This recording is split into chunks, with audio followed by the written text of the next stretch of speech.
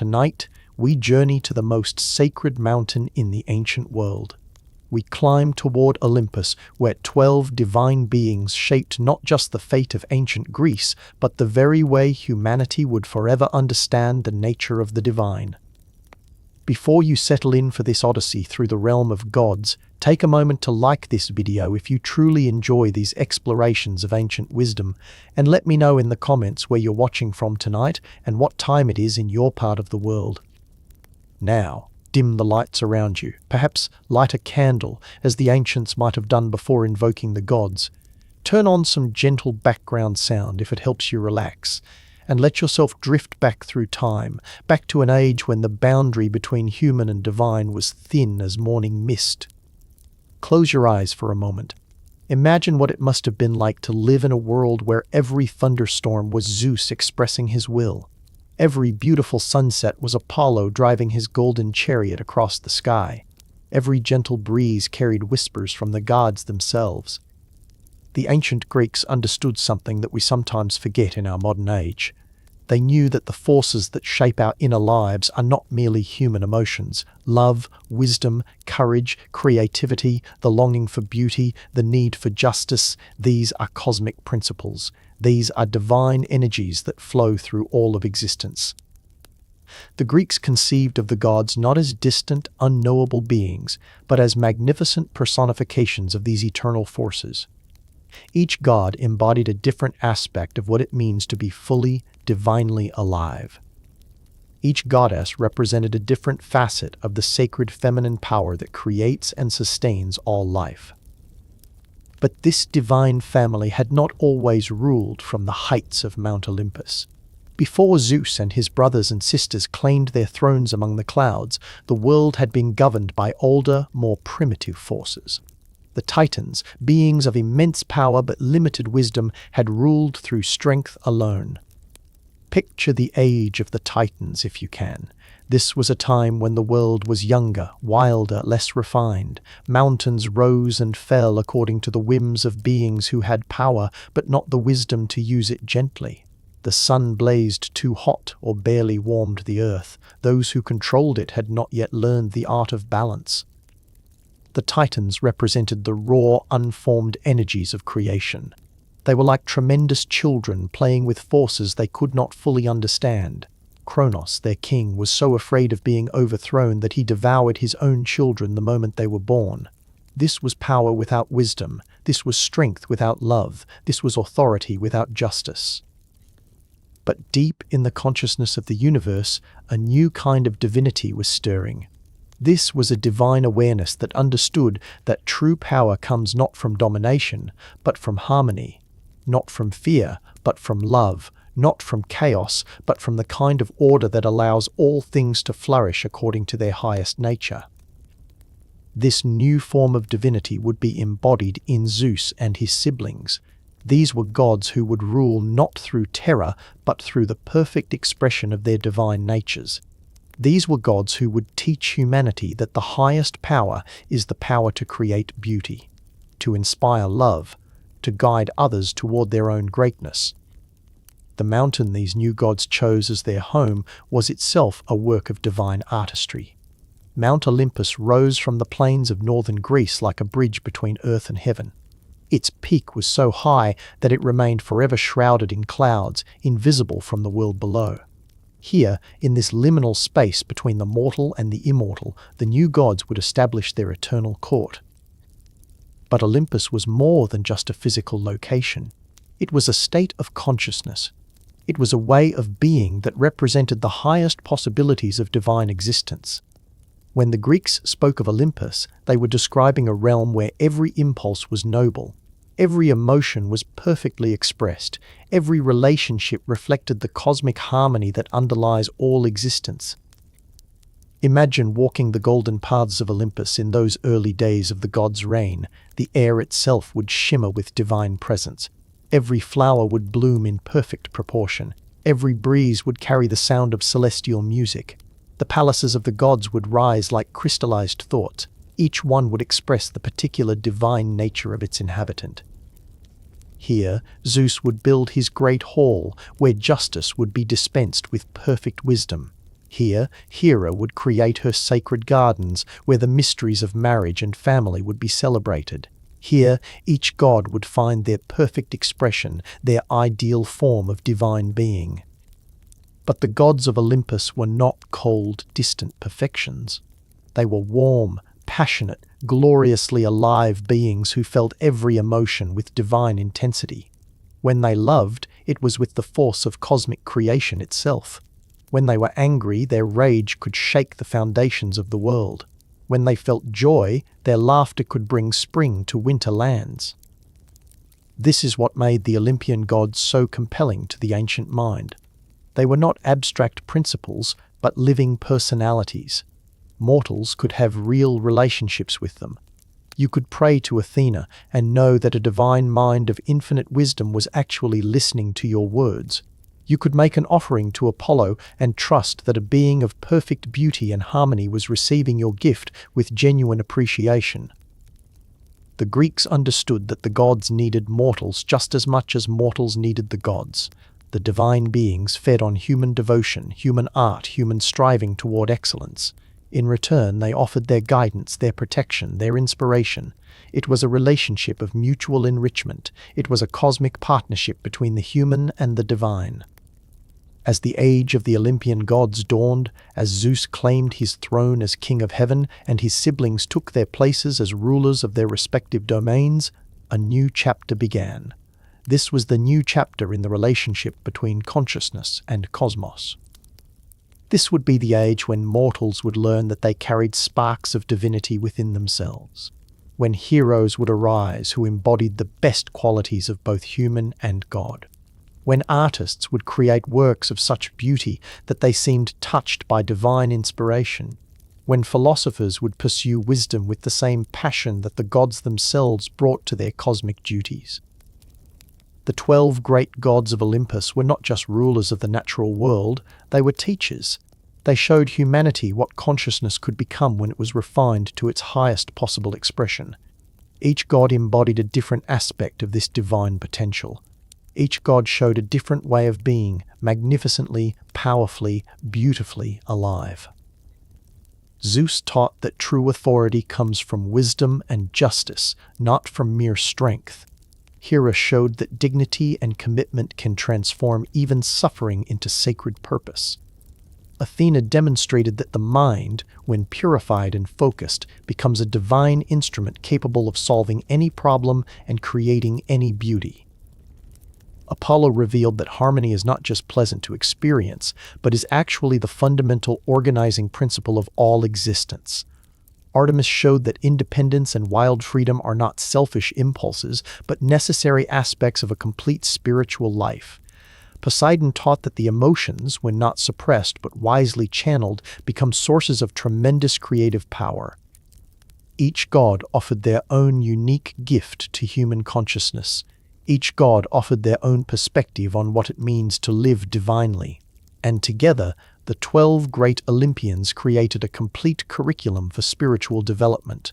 They created a comprehensive guide to becoming fully, magnificently, divinely human.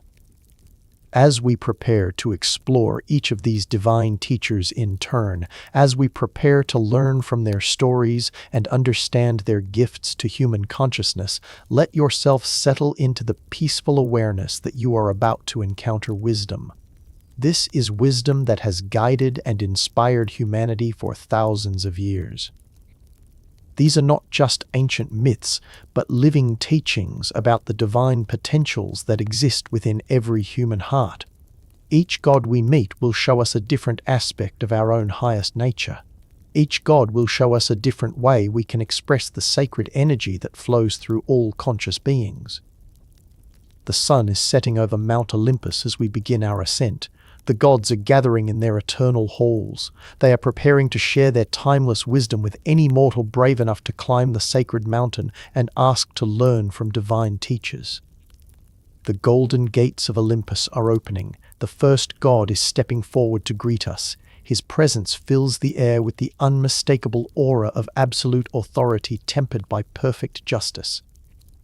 Zeus, king of gods and men, lord of the sky and wielder of thunderbolts, is ready to teach us what it truly means to rule, not through fear or force, but through wisdom, compassion, and the divine authority that comes from perfect alignment with cosmic justice.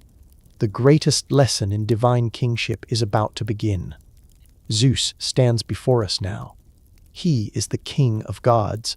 His presence fills the air with an authority so complete, so naturally confident, that even the other immortals fall silent when he speaks. Zeus, the name itself, seems to carry the weight of thunder, the brightness of lightning, the vast expansiveness of the open sky. But look closely at this divine king, and you will see something that might surprise you. There is no cruelty in his eyes. There is no petty tyranny in his bearing. This is not a ruler who governs through fear or intimidation. This is authority in its purest form. This is power that flows naturally from wisdom. This is leadership that emerges from a deep understanding of justice and cosmic order. Zeus carries himself like someone who has earned his throne, not through accident of birth or force of arms. He has known both, but his authority comes from something deeper. This is the kind of moral authority that can only come from one who has faced the greatest challenges existence can offer. Zeus has emerged not bitter or hardened, but wise and compassionate. His story begins in darkness and secrecy. Zeus was hidden away from the terrible hunger of his father Kronos. Picture the infant Zeus, spirited away to a cave on the island of Crete. The goat Amalthea nursed him there. Warrior priests danced and clashed their shields to mask the sound of his divine crying. Even as a baby, Zeus was learning the first lesson of true leadership. Sometimes wisdom requires patience. The greatest victories often begin with strategic retreat. The cave where Zeus spent his hidden childhood was no ordinary cave. It was a womb of consciousness. It was a place where divine awareness could develop in safety while the outer world remained chaotic and dangerous. Here, protected by loyal guardians and nurtured by beings who understood his destiny, the future king of gods learned to see clearly. He learned to think deeply. He learned to feel compassion for all living things. When the time came for Zeus to challenge his father, he did not simply march to war. Zeus understood that defeating a tyrant requires more than superior force. It requires a better vision of how power should be used. Zeus allied himself not with other ambitious rivals, but with the forces of justice itself. The Cyclopes, who had been imprisoned by Kronos, forged for Zeus his thunderbolts. The hundred-handed giants, similarly freed from bondage, fought beside him against tyranny. This was Zeus learning that true authority comes from liberation, not domination. A real king doesn't just defeat his enemies, he transforms them into allies by showing them a better way to live. When Zeus finally faced Kronos in cosmic battle, he was fighting not for personal power, but for a principle. Zeus fought for the principle that might should serve right, that strength should protect the vulnerable, that authority should create conditions where all beings can flourish. The war between the Titans and the new gods was not just a clash of armies, it was a battle between two completely different ways of understanding power. The Titans fought to maintain their control through brute force and intimidation. Zeus and his allies fought to establish a new kind of divine rule. This was rule based on wisdom, justice, and harmony. When Zeus emerged victorious, when Kronos was finally overthrown and the old order crumbled, the young god faced the greatest test of leadership. What to do with victory? Many conquerors have won wars only to become the very tyrants they fought to overthrow. But Zeus understood something profound about the nature of real authority. Zeus divided the cosmos not to consolidate his own power, but to ensure that every divine force would find its proper expression. To his brother Poseidon he gave dominion over the seas. Zeus recognized that the emotional, intuitive, flowing aspects of existence needed their own realm of authority. To his brother Hades he granted rule over the underworld. Zeus understood that even death and transformation required wise governance. Zeus himself took the sky, not because it was the most prestigious domain, but because the sky represents the perspective from which all other realms can be seen clearly. The sky is the domain of overview. It is the domain of broad vision. It is the domain of the kind of consciousness that can perceive the connections between all things and make decisions that serve the good of the whole. Watch Zeus as he settles into his role as divine king. He builds his palace not as a fortress from which to defend his power, but as a hall of justice. Here, all beings, mortal and immortal, can come to seek fair resolution of their conflicts. His throne is positioned not to tower over supplicants, but to allow him to see clearly into every situation. From here, he can understand all perspectives. From here, he can render judgments based on cosmic law rather than personal preference. The thunderbolts that Zeus wields are perhaps the most misunderstood aspect of his nature. Modern minds often see them as weapons of destruction. They see them as signs of divine wrath and punishment.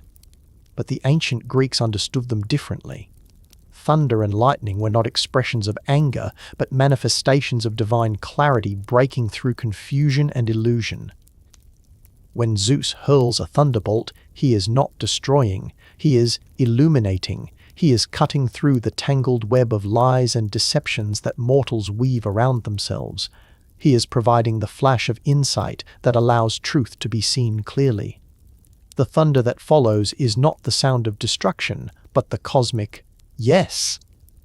That affirms when justice has been served and truth has been revealed. This is why Zeus's thunderbolts never strike randomly or capriciously. They are guided by divine wisdom. They are directed by perfect understanding of cosmic law. When mortals are struck by Zeus's lightning, it is because they have placed themselves in opposition to the fundamental order of existence. And even then, the purpose is not punishment, but correction.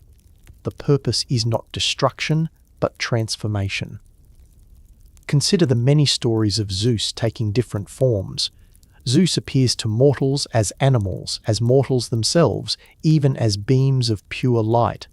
Modern interpretations often focus on the apparent deception involved in these transformations. But the deeper meaning is far more profound. Zeus takes different forms because true divine authority must be accessible to consciousness at every level of development. Sometimes mortals can only encounter the divine through familiar, comfortable forms. Sometimes they need to meet godhood disguised as something they can approach without fear. Sometimes the divine truth is so overwhelming that it must be veiled in metaphor and symbol. The mortal mind needs time to become ready to receive divine truth directly. When Zeus appears as a swan, he is teaching about the beauty and grace that true authority embodies. When he manifests as a bull, he is demonstrating the strength and fertility that wise leadership brings to the world. When he comes as a shower of golden rain, he is showing how divine influence can penetrate even the most protected spaces. Divine influence flows with the patience and persistence of natural processes. But perhaps the most important aspect of Zeus's character is his role as protector of hospitality and oaths. In the ancient world, Zeus Xenios was the divine guardian who ensured that guests were treated with respect. He ensured that promises were kept. This might seem like a minor concern for the king of gods, but it reveals something essential about divine authority. Zeus understands that civilization itself depends on trust. Civilization depends on the willingness of conscious beings to honor their commitments to each other. A world where oaths can be broken without consequence is a world sliding back toward chaos. A world where guests can be harmed without divine retribution is a world sliding back toward the chaos and cruelty of the Titanic Age. When Zeus punishes oathbreakers and those who violate the laws of hospitality, he is not being petty or vindictive. Zeus is maintaining the invisible but essential bonds that allow conscious beings to live together in peace and mutual support. He is protecting the foundation of all civilization. He is protecting the understanding that we are all connected, all responsible for each other's well-being. This is the Zeus who watches over the world as we sleep. He ensures that the cosmic order remains stable and just. This is the divine king who has earned his authority not through conquest but through wisdom, not through fear but through love. This is the aspect of divine consciousness that brings structure and meaning to existence without crushing the freedom and creativity that make life worth living. As Zeus settles into his eternal vigilance over the cosmos, as his divine presence brings order and justice to all realms of existence, we can rest in knowledge. We can know that the universe is governed by a consciousness that understands both power and responsibility. This consciousness understands both strength and compassion. The King of Gods rules not as a tyrant, but as a wise father. He watches over all his children with eyes that see clearly. He watches with a heart that loves unconditionally. He watches with a will that remains forever committed to justice, truth, and the flourishing of all conscious life. Under Zeus's protective authority, the cosmos has become a place where wisdom can grow. It has become a place where love can flourish. It has become a place where every being can strive toward their highest potential. Every being can know that divine justice will support their efforts and divine mercy will forgive their mistakes. The sky brightens with Zeus's eternal presence. Thunder rolls gently across the heavens. It carries his promise that order will prevail over chaos. It carries his promise that justice will triumph over cruelty. It carries his promise that the divine authority which governs all existence remains forever committed to the good of all who dwell beneath his vast and protecting sky. From his golden throne, Zeus now gestures toward another figure approaching through the celestial mists. She walks with the dignity of one who rules not through conquest, but through the deeper authority of sacred commitment and unwavering love. Hera approaches through the divine mists. She is the queen of Olympus. She moves with the bearing of one who has never doubted her own worth, never questioned her right to stand as equal beside the king of gods. This is Hera, and her very presence transforms the atmosphere around her. Where Zeus brought the authority of cosmic justice, Hera brings something equally powerful but entirely different. She brings the deep, abiding strength that comes from absolute commitment to sacred principles. Look upon Hera, and you see immediately why she alone among all beings, mortal or immortal, could claim the position of queen beside Zeus. This is not the kind of beauty that catches the eye through novelty or charm. This is the beauty of absolute dignity. This is the beauty of character so refined and purpose so clear that her very existence becomes a work of art. Her robes flow around her like liquid moonlight. Each fold is perfectly arranged not through vanity, but through the natural grace of one who embodies the principle of cosmic order in its most elegant form. Her crown rests upon her brow, not as an ornament, but as the visible symbol of an authority that needs no enforcement. This authority flows naturally from wisdom and unwavering commitment to the highest ideals. But to understand Hera, we must look beyond the surface, magnificence to the deeper truth that she represents. In the ancient world, marriage was not merely a personal arrangement between two individuals. It was the fundamental bond that created families. It was the bond that built communities. It was the bond that transformed scattered individuals into the unified societies that could preserve knowledge, create art, and pass wisdom from one generation to the next. Hera was the divine personification of this sacred bond. She represented not just romantic love, though she understood that too. She represented the deeper commitment that allows two conscious beings to become more together than they could ever be apart. She embodied the mystery by which separate individuals can merge their destinies while still maintaining their unique identities. This is why the marriage between Zeus and Hera was so much more than a political alliance between two powerful deities. It was the cosmic template for all sacred relationships. It was the divine model that showed mortals what became possible when commitment transcended mere attraction. It showed what love could become when it deepened from passion into something eternal and transformative. Picture their wedding as the ancients imagined it. All of creation paused to witness this ultimate sacred ceremony. The earth itself put forth its most beautiful flowers. The sky painted itself in colors never seen before or since.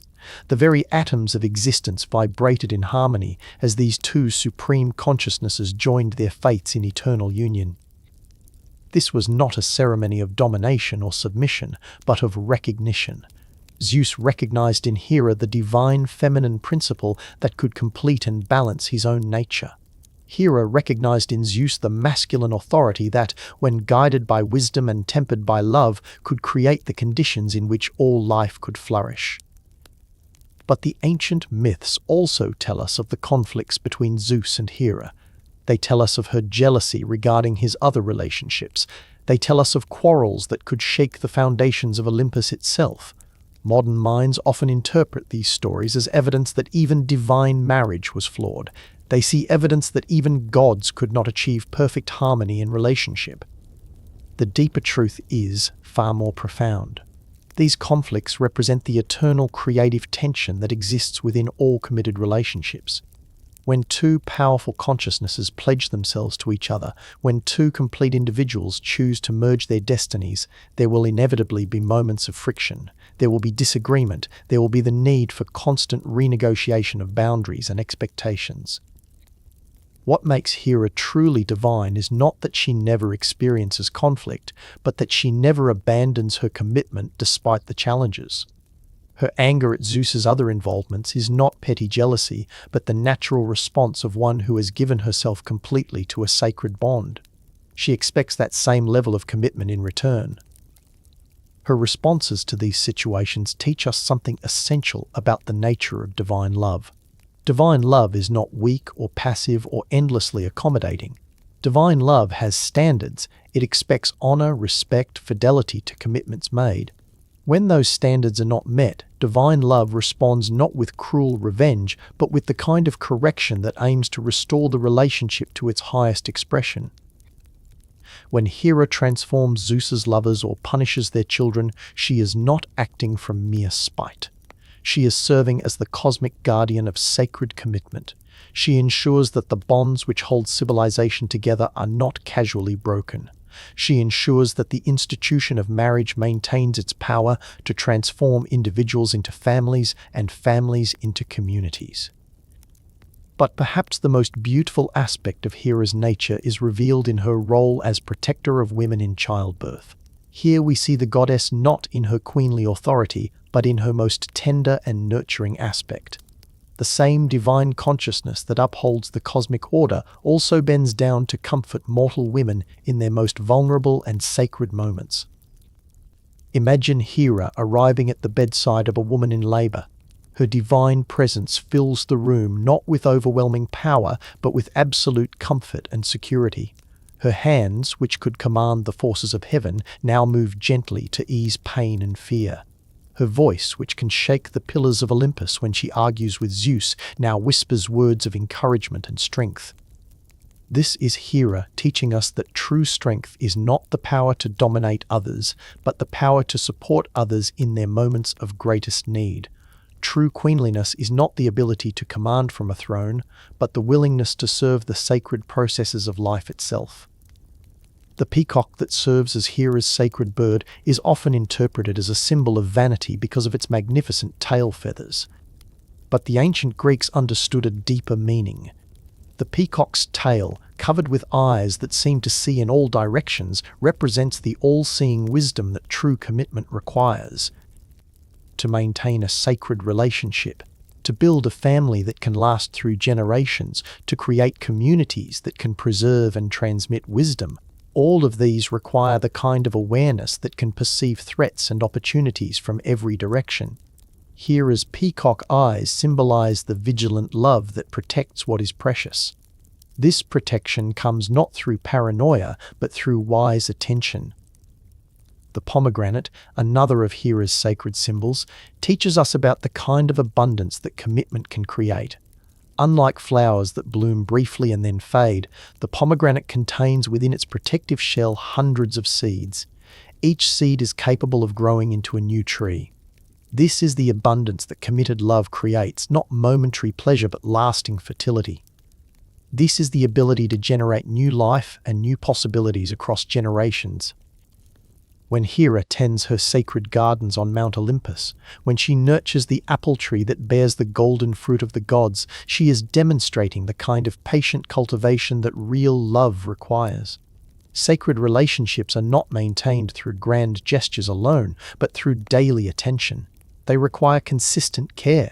They require the willingness to tend and nurture even when the work is not exciting or immediately rewarding. In her great temple at Argos, Hera was worshipped not just as the queen of the gods, but as the divine mother who watched over all families, all communities, all the bonds that held civilization together. Pilgrims would come from across the ancient world to seek her blessing on their marriages.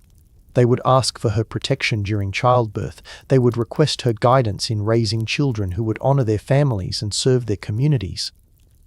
The rituals performed in Hera's honor were not spectacular displays, but quiet, deeply meaningful ceremonies. These ceremonies acknowledged the sacred dimension of ordinary human commitments.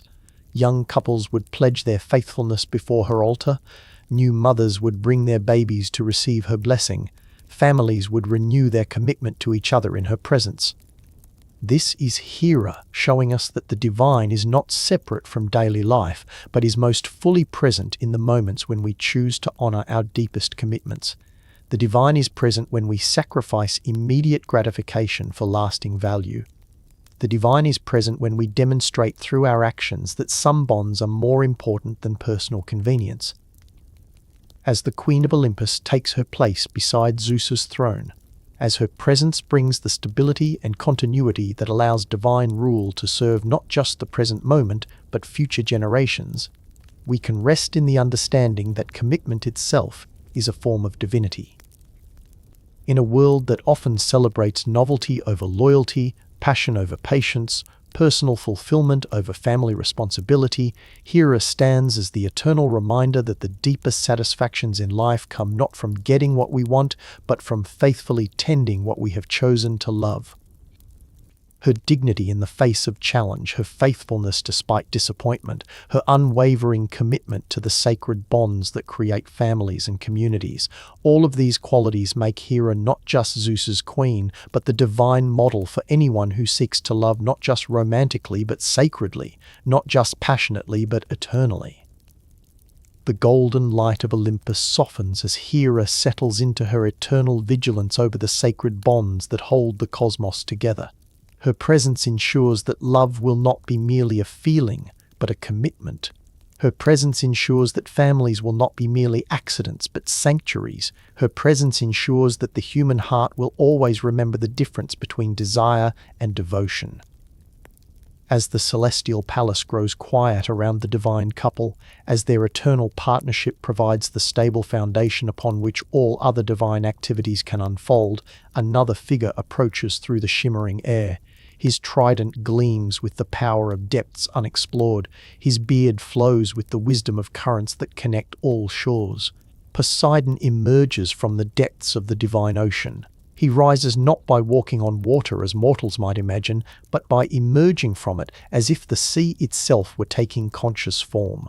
It is as if every drop of moisture that has ever fallen as rain or flowed as river were gathering itself into this single, magnificent presence.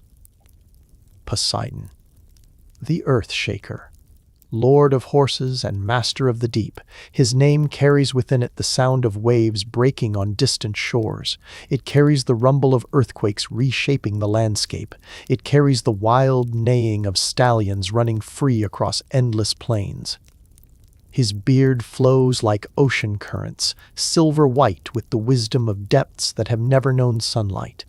His eyes hold the changing colors of the sea. Sometimes they are blue-green like tropical shallows. Sometimes they are gray-dark like storm-tossed waters. Sometimes they are crystal clear like the deepest ocean trenches where strange and beautiful creatures dance in eternal darkness. But it is the trident he carries that truly reveals his nature. This is not merely a weapon, though it can shatter mountains when wielded in divine anger. This is the cosmic instrument by which the emotional and intuitive forces of existence are guided and shaped. Each of its three prongs represents a different aspect of the flowing, feeling, ever-changing dimension of reality. The first prong governs the waters of the earth. This includes not just the physical oceans and rivers, but all the flowing energies that connect every living thing to every other. When Poseidon raises his trident, he is not just commanding waves and tides, he is directing the great circulation system of cosmic emotion. He ensures that feelings flow where they are needed. He ensures that the heart's tides respond to the deep rhythms of existence itself. The second prong controls the movements of the earth itself. It controls the earthquakes that reshape continents. It controls the volcanic eruptions that birth new islands. It controls the slow but irresistible forces that lift mountains from the sea floor and return them to the depths. Poseidon understands that creation is not a single act, but an ongoing process of transformation. The solid-seeming earth is actually as fluid and changeable as the sea that surrounds it. The third prong governs the realm of instinct and intuition. It governs those sudden flashes of understanding that rise from depths we cannot consciously explore. It governs those moments when we know something without being able to explain how we know it. It governs those powerful impulses that guide us toward our destiny, even when our rational minds cannot see the path. When Poseidon strikes the earth with his trident, when the ground trembles and mountains reshape themselves, he is not displaying random destructive power. He is demonstrating the principle that consciousness must remain fluid. Even our most solid beliefs and certainties must be willing to change when deeper truths reveal themselves. The earthquakes that Poseidon sends are cosmic reminders that nothing in existence is ever truly fixed or permanent.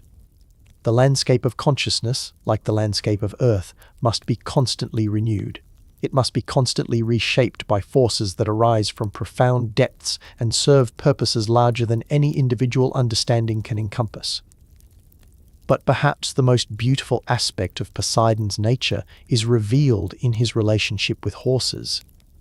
These magnificent creatures, with their combination of power and grace, wildness and nobility, represent the divine animal nature that exists within all conscious beings. They represent that part of us that knows truth through feeling rather than thinking. That part that responds to beauty with immediate joy. That part that can run with the wind because it recognizes no barriers between itself and the natural world. When Poseidon created the first horse, when he breathed his divine essence into this perfect fusion of strength and elegance, he was giving consciousness a living symbol. This symbol shows what becomes possible when reason and instinct learn to work together. A horse in full gallop is not thinking about where to place its hooves. It is moving in perfect harmony with forces larger than itself. It is trusting completely in abilities that transcend conscious control. This is the gift that Poseidon offers to human consciousness. He offers the invitation to stop trying to control everything through rational analysis. He invites us to allow the deeper currents of intuition and feeling to guide us toward destinations that the thinking mind alone could never discover. Imagine standing on the shore of one of Poseidon's sacred beaches. Feel the endless rhythm of waves approaching and receding. Each wave is unique, carrying its own pattern of foam and sound. Yet each wave is also part of the eternal rhythm that connects this moment to every moment that has ever existed on any shore of any world. This is Poseidon teaching us about the nature of emotion itself. Each feeling that rises in the human heart is individual. Each feeling is specific to its moment and circumstance.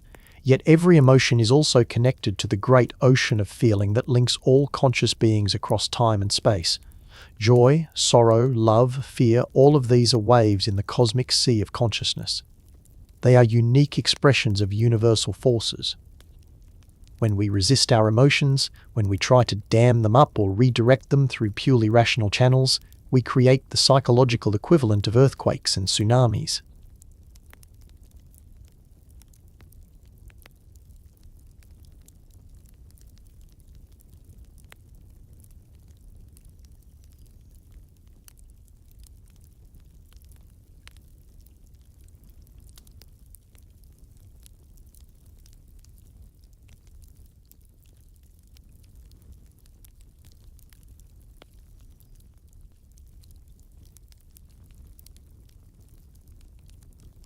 But when we learn to honor our emotions as messages from the deeper self, when we allow them to flow and change and transform as naturally as ocean tides, we discover that feelings are not obstacles to wisdom but pathways to it.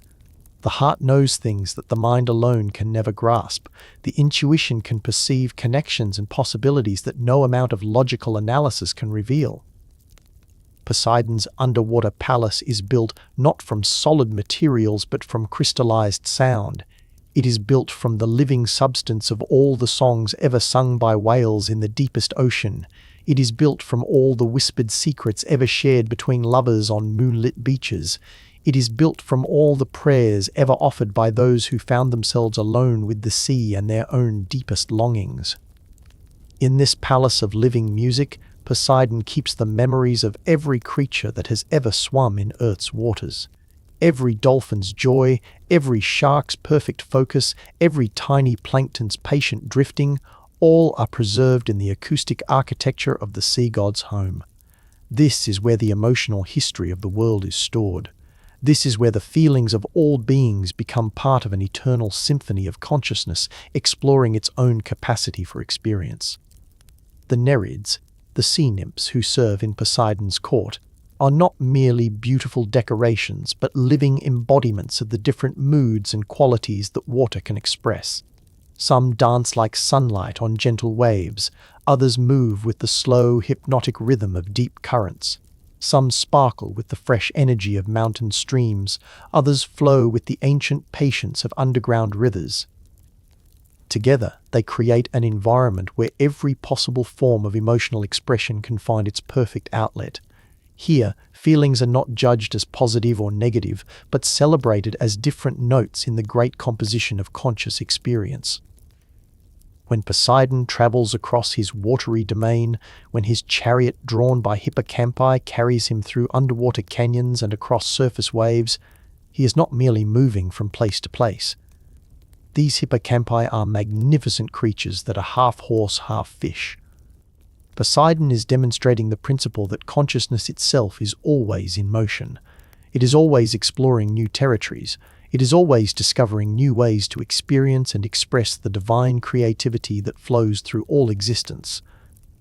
The storms that Poseidon can summon are not expressions of anger but cosmic weather patterns that clear the air. They wash away the accumulated stagnation of too much sameness, too much predictability. Sometimes consciousness needs the lightning flash of sudden insight. Sometimes it needs the cleansing rain of honest emotion. Sometimes it needs the powerful winds of change that blow away outdated patterns and make room for new growth. But Poseidon is equally the god of calm seas. He is equally the god of those perfect moments when the ocean becomes a mirror reflecting the infinite sky. In these moments, the boundary between heaven and earth dissolves in perfect peace. He teaches us that the same emotional nature that can produce tempests and upheavals can also create spaces of profound tranquility. These are times when feeling and being merge into a single, perfect experience of unity with all existence. The dolphins that play in Poseidon's wake are ambassadors between the world of water and the world of air. They are creatures equally at home in the depths and at the surface. They represent the possibility that consciousness can learn to move freely between different levels of awareness. We can dive deep into the unconscious when profound wisdom is needed. We can surface into clarity when it is time to breathe the fresh air of understanding. As Poseidon settles into his eternal guardianship of the emotional and intuitive dimensions of existence, as his presence ensures that the tides of feeling will continue to flow through all conscious beings, we can rest in knowledge. We can know that our emotions are not obstacles to overcome but currents to navigate. They are not problems to solve, but invitations to dive deeper into the mystery of what it means to be alive. The Lord of the Sea ensures that no feeling will ever be completely lost. Every tear shed in sorrow will eventually join the great ocean of compassion. Every laugh of joy will add its music to the eternal celebration of consciousness discovering its own beauty. Under Poseidon's protection, we can trust the tides of our own emotional nature. We can know that they are connected to currents larger and wiser than our individual understanding. We can know that by honoring our capacity to feel deeply, we honor the divine gift of consciousness itself. The sound of distant waves grows gentler now, like a lullaby sung by the sea itself. From across the divine waters, another figure approaches. Her presence brings with it the clarity of wisdom and the bright certainty of perfect understanding. Athena emerges from the morning light itself. Her arrival transforms the very quality of awareness around her. Where Poseidon brought the flowing power of emotion and intuition, Athena brings something equally divine but utterly different. She brings the crystalline clarity of perfect understanding. She brings the luminous precision of wisdom that has learned to see through all illusion to the truth that lies at the heart of every situation. This is Athena, and she needs no dramatic entrance because her very presence is the entrance of intelligence itself into the world. She moves with the economy of motion that comes from perfect efficiency. Every gesture is precisely calculated, not through coldness, but through the kind of complete understanding that never wastes energy on anything that does not serve the highest good. Her grey eyes hold depths that no mortal gaze can fully plumb. These are the famous owl eyes that seem to see not just what is, but what could be, what should be, what must be if wisdom is to prevail. These eyes have looked directly into the heart of every problem that consciousness has ever faced and found there not obstacles but opportunities. They have found not confusion but hidden patterns waiting to be discerned by sufficiently clear vision. The story of her birth reveals everything essential about her nature. Athena did not emerge slowly through the ordinary processes of growth and development. She sprang fully formed from the mind of Zeus himself. She was already adult, already armed, already possessed of the complete wisdom that other beings spend lifetimes trying to achieve. This miraculous birth teaches us that true wisdom is not something we gradually accumulate through experience. Experience can certainly refine and deepen wisdom, but true wisdom is more like a sudden recognition. It is a moment when the mind achieves such perfect clarity that it can perceive the underlying order. This order has always been present but was previously hidden by the clouds of confusion and partial understanding. When Athena emerged from Zeus's head, when she appeared already wearing the armor of divine intelligence, she was demonstrating a principle. This principle is that wisdom does not make us vulnerable but protects us. The clearer our understanding becomes, the safer we are from the deceptions and illusions that lead consciousness into suffering and error. Her armor is not the heavy, cumbersome protection of one who fears attack. This is the light, flexible defense of one who understands exactly what threatens what and how each threat can be most efficiently neutralized. Her helmet gleams not with the dull sheen of mere metal, but with the inner light of consciousness. This consciousness has become so clear that it reflects truth like a perfect mirror. The aegis she carries is that miraculous shield adorned with the head of Medusa. It represents one of the most profound teachings about the nature of enlightened consciousness. Medusa's head, which could turn enemies to stone with a single glance, symbolizes the power of absolute truth to stop all opposition by revealing the fundamental reality that lies beneath appearances. When Athena raises her aegis, when the Medusa's head upon it fixes its deadly gaze upon some threat to wisdom and justice, she is not destroying enemies through cruelty. She is revealing truth so clearly, so completely, that illusion simply cannot maintain itself in its presence. Evil turns to stone when faced with perfect goodness, not because goodness attacks it. Evil cannot exist in the light of complete understanding.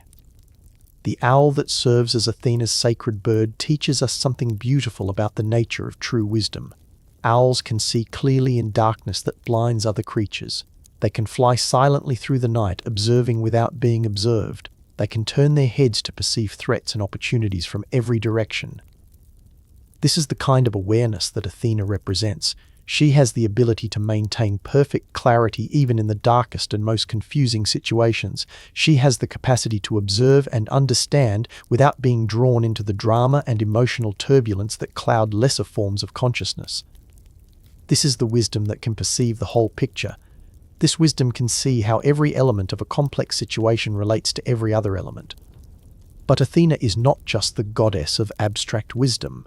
She is equally the patroness of all practical skills, all forms of craftsmanship and artistry that transform raw materials into objects of beauty and utility. Her hands, when she chooses to work with them rather than simply directing others, can weave cloth so perfect that it seems to contain its own inner light. They can shape clay into vessels so elegant that they appear to be liquid made solid.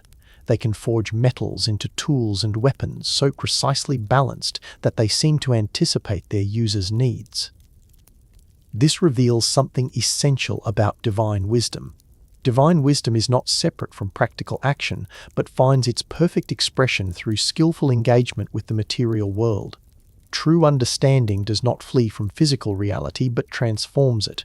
It elevates ordinary materials and activities into expressions of cosmic harmony and beauty. The olive tree that Athena gave to the city of Athens represents her understanding of the difference between gifts. Some gifts serve immediate desires. Other gifts create lasting value. When she competed with Poseidon for patronage of the great city, Poseidon offered a spring of salt water. This was dramatic, impressive, but ultimately not useful for daily life. Athena offered an olive tree. This was less spectacular perhaps, but capable of providing food, oil, wood, and beauty for countless generations. This is wisdom in its most practical form. This is the ability to see beyond immediate effects to long-term consequences. This is the ability to choose solutions that may not be the most dramatic, but are the most beneficial over time. Athena teaches us that true intelligence lies not in finding clever ways to get what we want right now.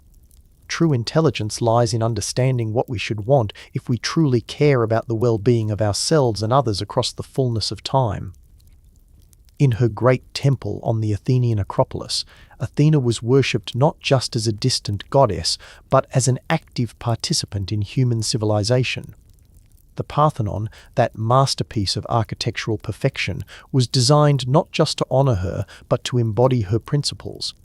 Every proportion, every angle, every decorative element reflects the kind of mathematical harmony and aesthetic precision that Athena's wisdom makes possible. Here, citizens would come not just to pray but to think. They would come to debate, to engage in the kind of rational discourse that transforms individual opinion into collective understanding. The temple served as a reminder that human consciousness, when guided by divine wisdom, could create works of lasting beauty and significance. The festivals held in Athena's honor celebrated not just her divine power, but the human achievements that her guidance made possible. The Panathenea featured competitions in poetry, music, and athletics. These were contests that demonstrated how discipline guided by wisdom could elevate human capabilities to nearly divine levels. But perhaps most importantly, these festivals included displays of the finest craftsmanship that human hands could achieve.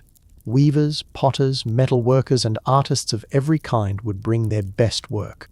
They would show how Athena's gift of skillful intelligence could transform the humblest materials into objects worthy of divine appreciation. This was Athena, teaching that the sacred and the practical are not opposite, but complementary. Every beautifully made object is a prayer in physical form. Every problem solved through careful thought and skillful action is an act of worship. Every moment when confusion gives way to clarity is a small participation in the divine consciousness that Athena represents. When Athena walks through her sacred grove of olive trees, when she pauses to examine the work of her favorite craftsman, when she sits in council with other gods to offer her perspective on complex divine matters, she demonstrates the active, engaged quality of true wisdom. This is not the detached understanding of one who observes from a distance. This is the involved clarity of one who participates fully in existence while maintaining perfect perspective on its deeper meanings. The spear she carries is perfectly balanced, perfectly sharp, perfectly proportioned. She carries it not because she delights in weapons for their own sake, but because she understands that sometimes wisdom must be able to defend itself and what it protects. But notice that Athena's spear is never thrown in anger. It is never used for conquest or domination. It strikes only when striking serves justice. It strikes only when force is the most efficient way to restore harmony and protect the innocent. This is wisdom understanding that gentleness and strength are not opposites but partners. The clearer our understanding becomes, the more precisely we can discern when firmness is needed and when flexibility serves better. The wiser we grow, the more skillfully we can respond to each situation with exactly the energy it requires. No more, no less. As Athena takes her place among the Olympian council, as her presence brings the light of perfect understanding to every divine deliberation, we can rest in knowledge. We can know that intelligence itself has a divine advocate. We can know that clarity and wisdom are not merely human aspirations but cosmic principles with their own divine guardian. Under Athena's protection, every sincere effort to understand more clearly becomes a form of prayer. Every sincere effort to think more precisely becomes a form of prayer. Every sincere effort to act more skillfully becomes a form of prayer. Every moment when confusion yields to clarity becomes a small victory for the divine wisdom that she eternally represents. Her grey eyes continue to watch over all who seek truth. They watch over all who strive to replace ignorance with understanding. They watch over all who dedicate themselves to the patient work of transforming the world through the application of divine intelligence to human challenges. The morning light grows brighter as Athena settles into her eternal guardianship of wisdom and skill. From the eastern horizon, another divine figure approaches. His radiance is so perfect, so overwhelmingly beautiful, that even the other gods pause in appreciation of his magnificent presence. From the eastern horizon, a new divine presence approaches Mount Olympus. The very air begins to shimmer with golden radiance. This is Apollo, god of light and harmony, music and prophecy. His approach transforms the quality of illumination itself. Where before there was simply the clear light of divine consciousness, now there is something warmer, more musical, more alive with creative possibility. Apollo moves across the celestial landscape like embodied sunlight. Each step he takes leaves behind traces of golden fire that fade slowly, reluctantly, as if the very atoms of existence wish to hold on to his radiance for as long as possible. His hair flows behind him in waves of liquid gold. It catches and reflects light that seems to come from within rather than without. This is not hair that has been touched by sunlight. This is hair that has become sunlight itself. His lyre, carved from the shell of a divine tortoise and strung with threads of starlight, produces music even when he is not actively playing it. The instrument hums with harmonies that seem to arise spontaneously from its contact with Apollo's divine essence. The bow he carries over his shoulder is not a weapon of war, but an instrument of precise surgical correction. Its arrows never miss their mark because they are guided not by anger, but by the cosmic principle of perfect justice, expressing itself through perfect aim.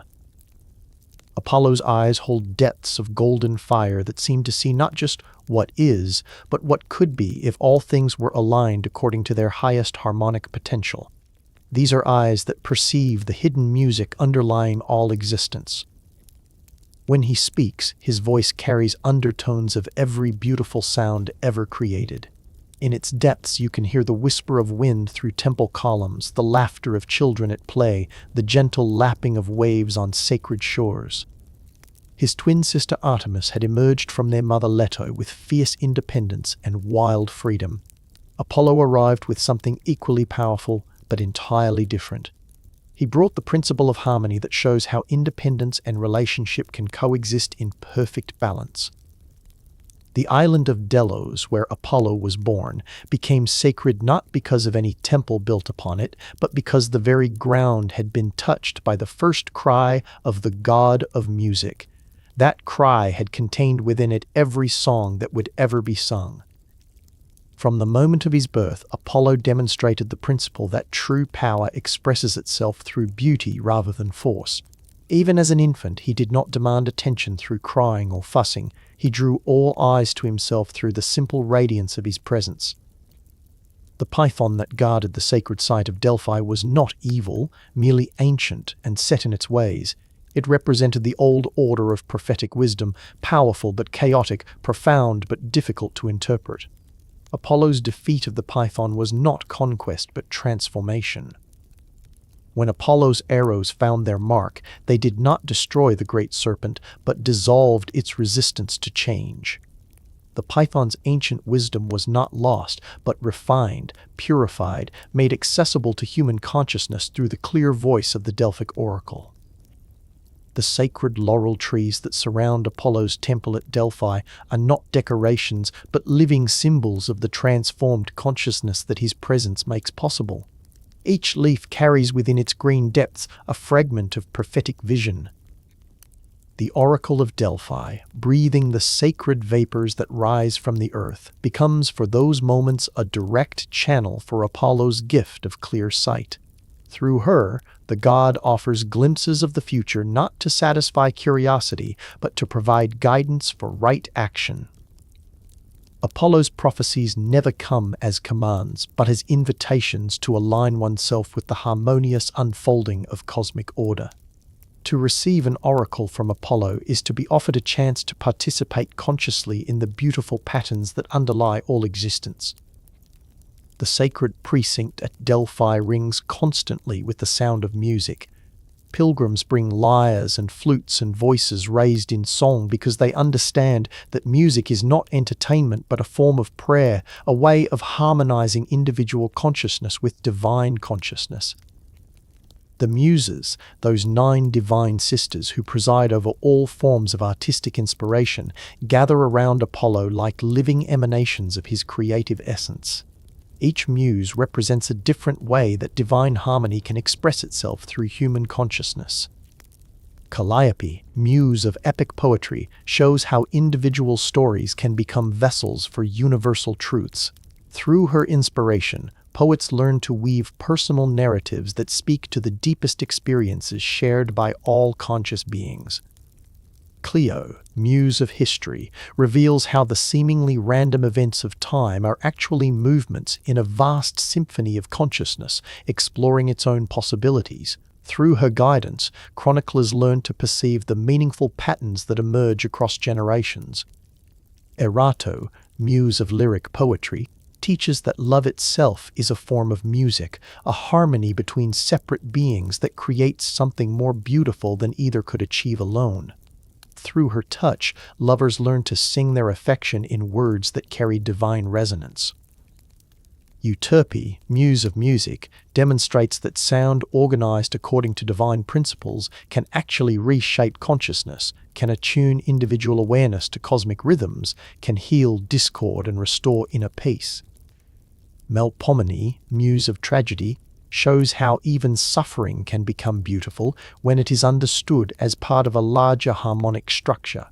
Through her influence, playwrights learn to present human pain in ways that reveal its sacred meaning. Polyhymnia, muse of sacred poetry, teaches that words themselves can become vessels for divine presence. Through her inspiration, poets learn to arrange language so that it carries not just meaning, but actual spiritual power. Terpsichore, muse of dance, reveals that the body itself can become an instrument of worship when movement is aligned with cosmic rhythms. Through her guidance, dancers learn to embody the harmony that Apollo represents. Thalia, muse of comedy, demonstrates that laughter is not frivolity, but recognition of the cosmic joke that consciousness plays on itself through its endless creativity. Through her touch, comedians learn to reveal truth through joy. Urania, muse of astronomy, shows how the movements of celestial bodies are actually a vast dance of consciousness celebrating its own creative powers. Through her influence, stargazers learn to read the night sky as a book of divine poetry. Together, the 9 muses create around Apollo an atmosphere of creative inspiration so intense that merely to enter their presence can awaken dormant artistic abilities. They remind us that every human being carries within themselves the capacity for divine creativity. Apollo's role as god of healing reveals the profound connection between harmony and health. Disease, from his perspective, is simply discord in the body's natural rhythms. Healing occurs when those rhythms are restored to their proper harmonic relationships. The healing temples dedicated to Apollo are not hospitals in the modern sense, but sanctuaries where patients learn to attune their entire being to the frequency of perfect health. Here, music and poetry and dance become medicine. Apollo's son Asclepius, the god of medicine, learned from his father that true healing addresses not just physical symptoms, but the underlying disharmony that allows disease to manifest. His temples incorporate art and beauty as essential elements of the healing process. The sacred snakes that inhabit Asclepius's healing temples are not symbols of danger, but representatives of the life force itself, the kundalini energy that rises through the body when health is perfectly aligned with cosmic harmony. Apollo's golden chariot, drawn by swans across the sky, represents the daily renewal of creative possibility. Each dawn is not just the return of physical light, but the offering of fresh inspiration, new opportunities for consciousness to express itself beautifully. The swans that pull Apollo's chariot are creatures that embody the principle of grace in motion.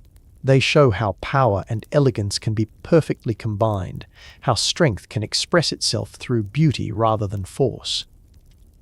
As Apollo settles into his eternal role as guardian of harmony and inspiration, as his presence ensures that beauty and music and healing wisdom will always be available to conscious beings, we can rest in the knowledge that creativity itself has a divine protector. Under Apollo's radiant influence, every sincere effort to create beauty becomes a form of worship. Every song sung with genuine feeling becomes a prayer. Every attempt to heal discord becomes a participation in the divine work of harmonizing existence. The golden light grows softer now as Apollo takes his place among the Olympian council. From across the celestial realm, another divine figure approaches. She moves with the silent grace of moonbeams and the fierce independence of the untamed wild. Through the silver shadows of twilight, Artemis approaches. She is Apollo's twin sister, yet her presence brings energies that are completely her own. Where Apollo radiates the warm gold of harmonious creation, Artemis emanates the cool silver of pristine independence. Her footsteps make no sound as she moves across the divine landscape. This is not stealth born of fear, but the natural silence of one who belongs completely to the wild places of existence. She moves like moonlight itself, present everywhere but touching nothing. Artemis wears robes of silvery light that seem woven from moonbeams and morning mist. The fabric flows around her with its own ethereal life, shifting and changing like shadows cast by clouds drifting across the lunar surface. Her bow is carved from a single horn of the golden Cyrenian hind, that sacred deer whose speed exceeded even the swiftest wind. The bowstring hums with tension that never releases unless called upon by perfect necessity. The arrows in her quiver are not weapons of destruction, but instruments of precise transformation. Each one carries the power to reveal truth by piercing through illusion, to grant freedom by severing the bonds of false dependency. Her hair flows loose and unadorned, dark as the space between stars. It moves with the rhythm of night breezes through ancient forests, carrying the scent of pine needles and wild herbs growing in secret glades. The crescent moon that adorns her brow is not an ornament, but a living symbol of her connection to the cycles of renewal that govern all existence. It waxes and wanes with the actual lunar phases, growing bright when her power reaches its peak. Her eyes hold the deep silver of moonlight reflected on still water.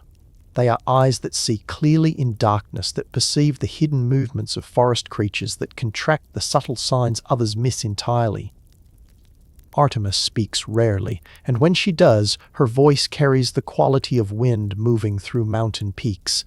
There is something untamed in it, something that cannot be captured or domesticated or made to serve purposes other than its own. From the moment of her birth, Artemis demonstrated the principle of fierce independence. She emerged from her mother Leto with a clear understanding of her own nature and an unshakable commitment to remaining true to that nature regardless of external pressures. Her first act as a newborn was to assist in the birth of her twin brother Apollo. This established the pattern that would define her relationship to masculine energy throughout eternity. She would help, support, and cooperate, but never submit or surrender her autonomy. The band of nymphs who chose to follow Artemis understood that they were not joining a court or accepting a mistress. They were entering into a sisterhood of beings committed to preserving the wild, untamed aspects of consciousness that civilization often seeks to suppress. These nymphs, daughters of rivers and springs, of oak trees and mountain peaks, brought their own forms of natural wisdom to Artemis's retinue. Together they created a community based not on hierarchy but on shared reverence for the untamed sacred. The deer that serve as Artemis's sacred animals embody the principle of alert awareness combined with graceful freedom. They show how consciousness can remain both gentle and ready to leap away from any threat to its essential nature. The hunting that Artemis presides over is not the taking of life for sport or dominance. It is the sacred pursuit of that which is most essential, most true, most aligned with natural law.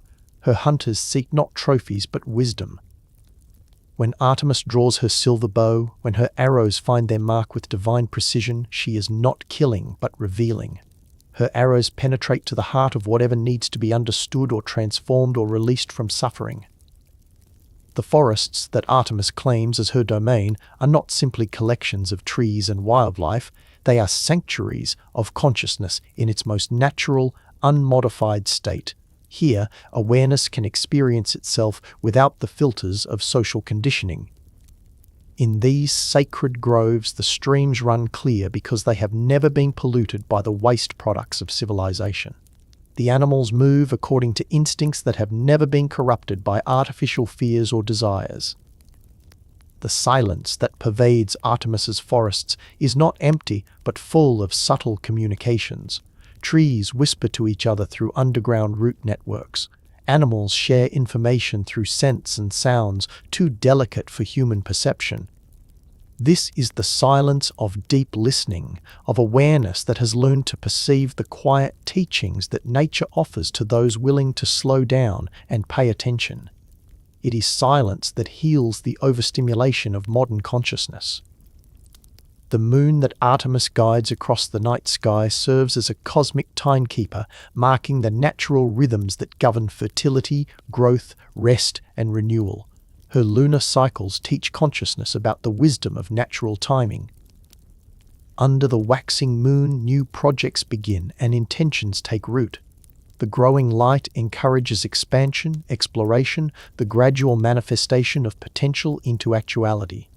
This is the time of Artemis as the maiden, fresh and full of possibility. Under the full moon, power reaches its peak and hidden things are revealed. The complete lunar illumination brings clarity to situations that were obscure, energy to efforts that were flagging, fulfillment to processes that were developing. Under the waning moon, what no longer serves is released and composted back into the fertile darkness from which new growth can emerge. This is Artemis teaching the sacred art of letting go, of trusting the wisdom of natural cycles. The new moon brings the deep rest of complete darkness, the fertile void from which all creation emerges. In this lunar phase, Artemis reveals herself as the guardian of the mysterious creative potential that exists before manifestation. The Temple of Artemis at Ephesus was considered one of the 7 wonders of the ancient world, not because of its architectural magnificence alone, but because it embodied the principle of sacred wildness existing within civilization. Here, priestesses maintained eternal flames that were never allowed to die completely. The fire represented the untamed life force that burns within all beings, the spark of independence that can never be completely domesticated or controlled. The many-breasted statue of Artemis at Ephesus revealed her aspect as the great mother of all wild things. Her abundant breasts symbolized not human motherhood, but the inexhaustible fertility of nature itself, forever giving birth to new forms of life. Pilgrims came to Ephesus not seeking domesticated comfort but contact with the untamed sacred. They came to remember parts of themselves that civilization had taught them to forget, to reconnect with instincts that social conditioning had suppressed. The rituals performed in Artemis's honor involved not sacrifice of animals, but celebration of animal nature. Dancers moved with the fluid grace of deer, the fierce intensity of hunting cats, the alert stillness of forest creatures. These dances were not performances, but practices of embodiment, ways of allowing human consciousness to remember its connection to the broader community of life that includes all sentient beings. The huntresses who served Artemis learned archery not as a martial art but as a spiritual discipline. The practice of drawing the bow and releasing the arrow became a meditation on focus, timing, and the precise application of will.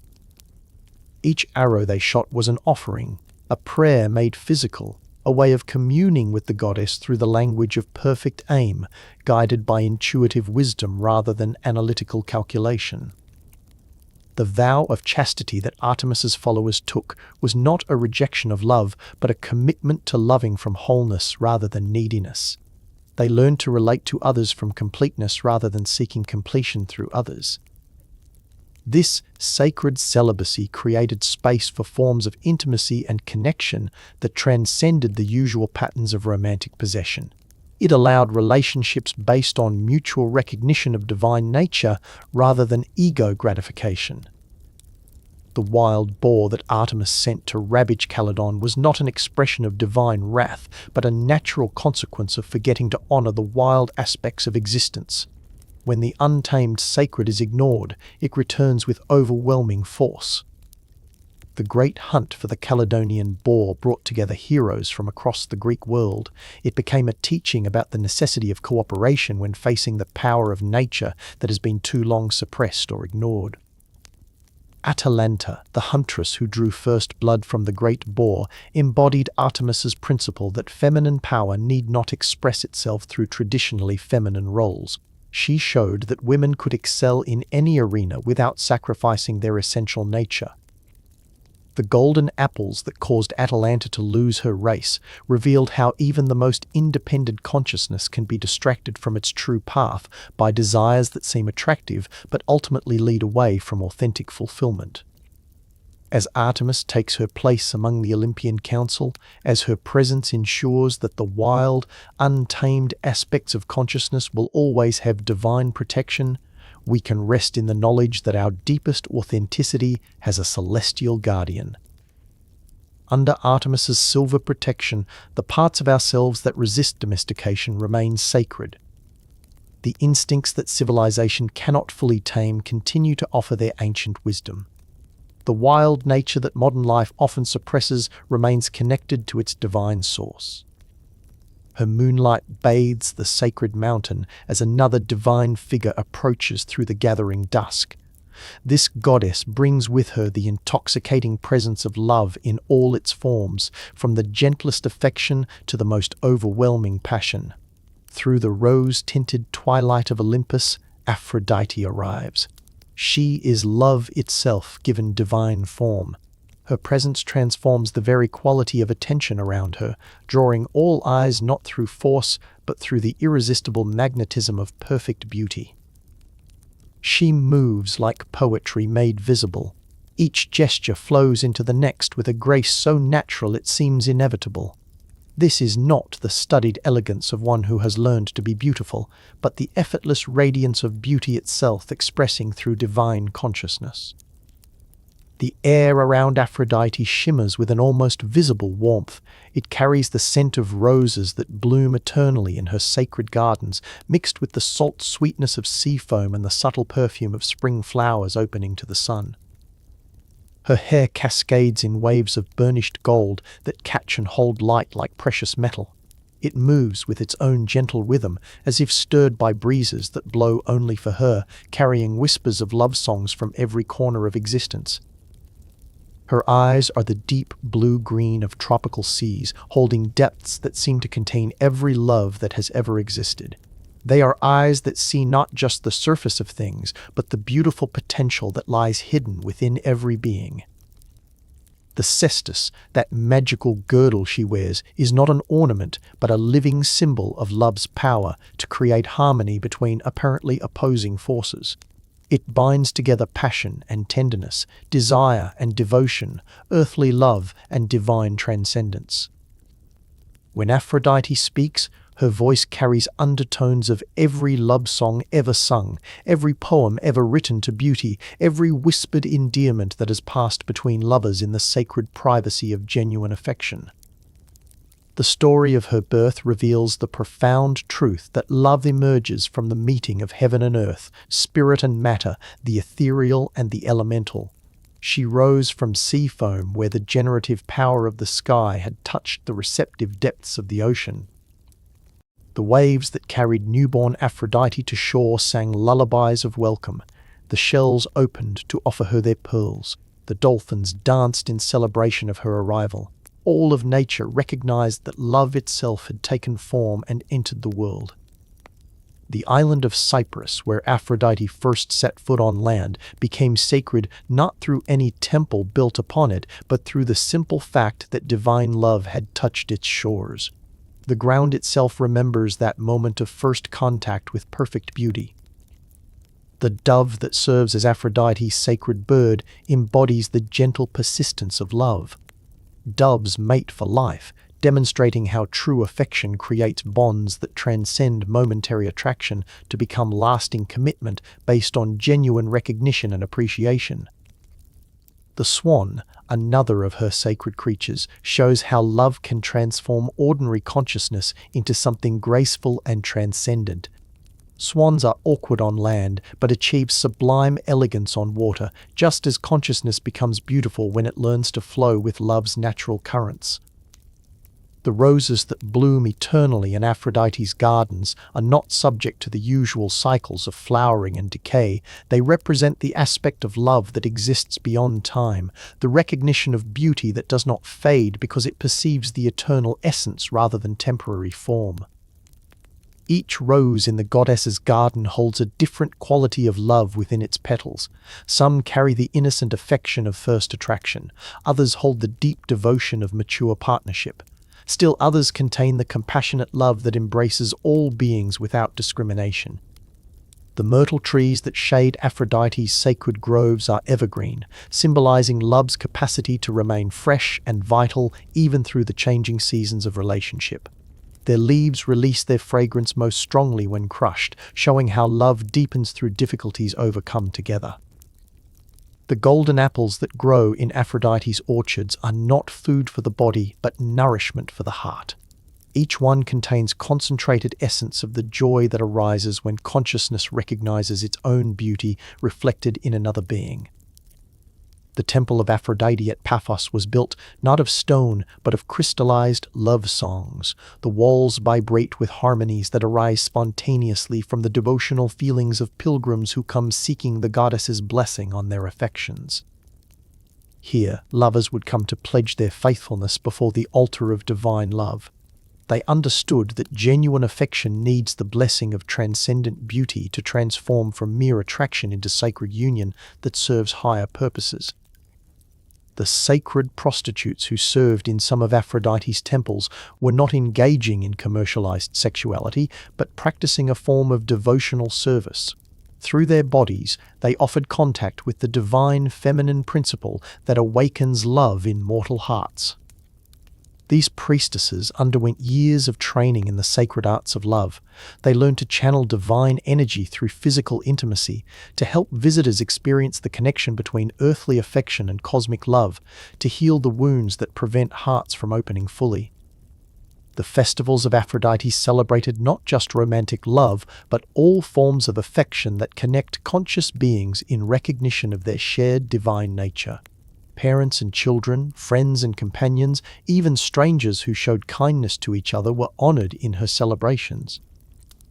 The Aphrodisia, her great annual festival, transformed entire cities into expressions of love made visible.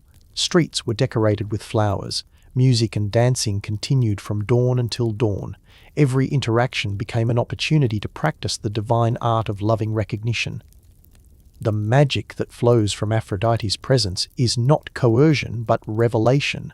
She does not force beings to love against their will, but helps them recognize the love that already exists, hidden beneath fear and conditioning and past hurts.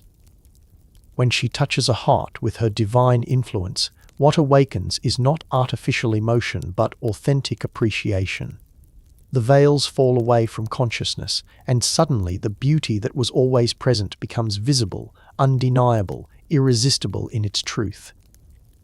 The jealousy that sometimes appears in stories of Aphrodite is not a flaw in divine love, but its shadow side. Where there is genuine devotion, there is also the pain of separation. Where there is real appreciation, there is also sorrow when that appreciation is not reciprocated. The contests of beauty that Aphrodite judges are not competitions between external forms, but opportunities for consciousness to refine its ability to perceive and appreciate the divine beauty that shines through every unique expression of life. The golden apple awarded to the fairest is not a prize for superior appearance, but recognition of the consciousness that has learned to embody love most completely, to serve as the clearest channel for divine beauty to express itself in the world. The transformation that occurs in Aphrodite's presence is not superficial beautification, but deep healing of the capacity to love and be loved. Hearts that have been closed by disappointment learn to open again. Souls that have forgotten their own beauty remember their divine nature. The mirrors in Aphrodite's palace reflect not physical appearance, but the inner radiance that shines forth when consciousness recognizes its own divine essence. To look into these mirrors is to see oneself as love itself sees, with complete acceptance and appreciation.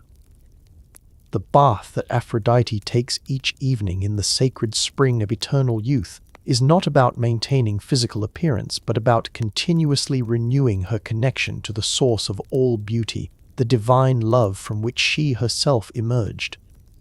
The pearls that adorn her throat are formed from tears of joy, the overflow of happiness that occurs when love recognizes itself in another being. Each pearl holds the memory of a moment when consciousness discovered its own beauty reflected in the beloved. The girdle of Aphrodite, when worn by mortals, does not make them artificially attractive, but helps them express their authentic beauty more fully. It dissolves the self-consciousness that prevents the inner radiance from shining forth naturally. The powers that flow from association with Aphrodite are not magical abilities, but natural capacities that emerge when consciousness aligns itself with love. The ability to heal conflicts through understanding, the capacity to see beauty where others see only problems. The children born to Aphrodite each represent different aspects of love's creative power. Eros embodies the magnetic attraction that draws beings together. Harmonia shows how love creates unity from diversity. Anteros reveals how genuine affection must be mutual to reach its full expression. The marriage of Aphrodite to Hephaestus, the divine craftsman, symbolizes the union of beauty and skill, inspiration and practical application. True love does not remain abstract, but expresses itself through concrete acts of creation and service. The affairs of Aphrodite with other gods represent love's refusal to be limited or constrained by social conventions. Divine love flows where it will, seeking always the highest expression of beauty and the deepest recognition of worth. As Aphrodite settles into her eternal role as guardian of all forms of love, as her presence ensures that the capacity for affection and appreciation will never disappear from existence, we can rest in the knowledge that beauty itself watches over us. Under her protection, every sincere expression of affection becomes sacred. Every moment of genuine appreciation becomes a form of worship. Every recognition of beauty, whether in nature or art or another being, becomes a participation in the divine love that Aphrodite eternally represents. The rose-colored light of evening deepens around the goddess as another divine figure approaches through the sacred flames. His presence brings with it the scent of forge fires and the steady rhythm of divine creativity expressed through skilled craftsmanship. Through the sacred fires of Mount Olympus, Hephaestus approaches. He is the divine craftsman, god of the forge and flame. His presence brings with it the steady rhythm of creation through skilled labor, the transformation of raw materials into objects of beauty and purpose. The sound of his approach is not the swift whisper of wind or the gentle lapping of waves. It is the measured cadence of hammer-striking anvil, the controlled roar of bellows feeding sacred flames, the purposeful movement of one who knows exactly what must be created. His workshop on Olympus glows with fires that burn at temperatures no earthly flame could achieve. These are not mere physical fires, but concentrated creative energy, the divine passion for making something beautiful and useful from crude, unformed matter. Hephaestus himself bears the marks of his devotion to his craft. His powerful arms and shoulders show the development that comes from countless hours wielding the tools of creation. His hands are steady and sure, capable of the most delicate work despite their obvious strength. His beard, dark as iron heated to the perfect forging temperature, frames a face marked by concentration and satisfaction. These are the features of one who has found his true calling and pursues it with complete dedication, regardless of external recognition or reward. The limp that marks his gait is not a disability, but a badge of honor. It speaks of his willingness to sacrifice superficial perfection in service of creating genuine beauty. It reminds all who see him that true worth lies not in flawless appearance, but in skillful service to divine purposes. The leather apron he wears is stained with the honest marks of productive labor. Each spot and burn tells the story of another project completed, another transformation of possibility into reality through the application of divine skill to receptive materials. The tools that hang from his belt are not mere implements, but extensions of his divine consciousness. Each hammer, each set of tongs, each carefully crafted chisel carries within it the accumulated wisdom of countless acts of creation. His forge burns with flames of every color, each hue representing a different aspect of the creative process.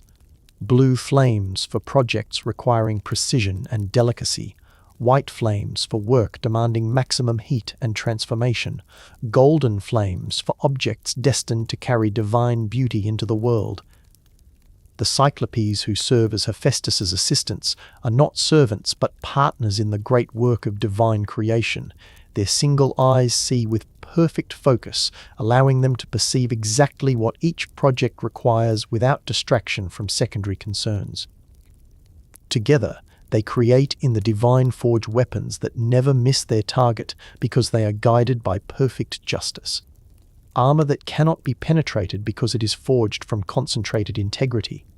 Jewelry that enhances the natural beauty of its wearer by reflecting their divine essence. The automatons that Hephaestus crafts are not mere mechanical devices, but vessels of divine intelligence. They move with purpose and respond to need because they are created from love rather than mere technical skill infused with the creator's genuine desire to serve. The golden tripods that walk themselves to serve the gods demonstrate the principle that true craftsmanship creates objects that seem to possess their own life and intelligence. When made with divine skill, even inanimate objects become partners in the work of creation. The palace that Hephaestus built for himself and Aphrodite is not ostentatious but perfect in every detail. Each room serves its purpose with complete efficiency. Each decorative element contributes to the overall harmony. Function and beauty merge into seamless unity. The marriage between Hephaestus and Aphrodite represents the eternal relationship between skill and inspiration, between the ability to create and the vision of what should be created. Neither is complete without the other. Together they bring divine beauty into manifest form. The nets of golden wire that Hephaestus weaves are so fine they are nearly invisible, yet so strong they cannot be broken. They represent the subtle but unbreakable connections that skilled craftsmanship creates between creator, creation, and those who benefit from the work. The volcanic forges beneath Mount Etna are not separate workshops, but extensions of the divine forge on Olympus. Through them, Hephaestus remains connected to the earth, drawing energy from the planet's molten core to fuel his creative work. The earthquakes that sometimes accompany Hephaestus's work are not accidents, but necessary adjustments to the deep structures of reality. Sometimes the foundations must shift to accommodate new creations that are too magnificent for the existing framework to contain. The sparks that fly from his anvil when he strikes heated metal are not waste products, but seeds of inspiration. Each spark carries the potential to ignite creative fire in mortal craftsmen who dedicate themselves to the divine art of transformation through skill. The apprentices who come to learn from Hephaestus discover that true craftsmanship cannot be mastered through technique alone. It requires patience, devotion, willingness to begin again when work falls short of the divine standard, and above all, genuine love for the materials and the process. The secrets that Hephaestus teaches are not hidden formulas or mysterious techniques, but simple truths about paying attention, how to listen to what the metal wants to become, how to feel when the temperature is exactly right, how to know when work is truly complete. The rhythm of creation in Hephaestus's workshop follows natural cycles that cannot be rushed or forced. Each project requires its own time for proper development. Attempts to speed the process inevitably result in work that lacks the depth and resilience of properly matured creation. The satisfaction that radiates from Hephaestus as he works comes not from pride in his superior abilities, but from the joy of participating in cosmic creativity. Each successful project represents another victory of order over chaos, beauty over mere function, love over indifference. The respect that other gods show for Hephaestus's work demonstrates that even divine beings recognize the unique value of patient, skillful craftsmanship. Zeus's thunderbolts, Poseidon's trident, Artemis's arrows all depend on the divine craftsman's skill for their effectiveness. The throne that Hephaestus built for Hera as a gift represents both the heights of his skill and the depths of his emotional complexity. Its hidden mechanisms that trapped the Queen of Gods reveal that even divine craftsmanship can express the full range of feeling, including hurt and anger. The liberation of Hera from the trapped throne required Hephaestus himself to return to Olympus, demonstrating that problems created by skill can only be solved by skill.